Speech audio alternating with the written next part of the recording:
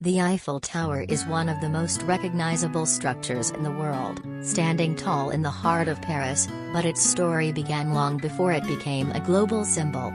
In the late 1800s, France wanted to create something extraordinary for the 1889 World's Fair, an event celebrating the 100th anniversary of the French Revolution.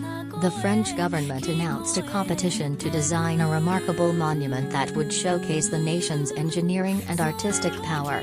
Out of more than 100 proposals, the design submitted by Gustave Eiffel's engineering company stood out, a 300-meter iron tower, a gigantic structure unlike anything the world had ever seen. At that time, people could not imagine a man-made structure reaching such a height.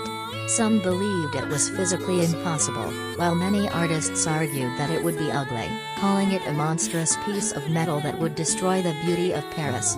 Yet, Gustave Eiffel defended the idea passionately, seeing it as a celebration of modern science and industrial progress. Construction began in January of 1887. More than 300 workers participated, assembling around 18,000 iron pieces using over 2.5 million rivets. Each piece was carefully designed and manufactured with precision, then brought to the site already shaped and numbered, making the tower like a giant three-dimensional puzzle. Although the tower was incredibly tall for its time, construction finished in just over 2 years, thanks to Eiffel's strict organization and advanced engineering techniques. Remarkably, despite the height and difficulty, safety measures were strong enough that not a single worker died during the construction, which was rare for such a massive project in that era. By March 1889, the Eiffel Tower was completed and officially became the tallest man-made structure in the world. Visitors to the World's Fair were stunned by the height, the view, and the mechanics of the elevators that carried people to the top. But even with its success, not everyone loved the tower at first. Many French artists continued to call it an eyesore and hoped it would one day be removed.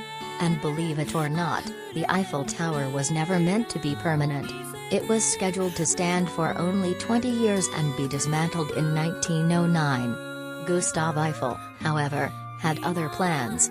He used his tower for scientific research, supporting experiments related to wind resistance, weather, and most importantly, radio communication. Eventually, the French military used the tower's height for radio transmissions, especially during World War I, when signals from the tower helped intercept enemy communications.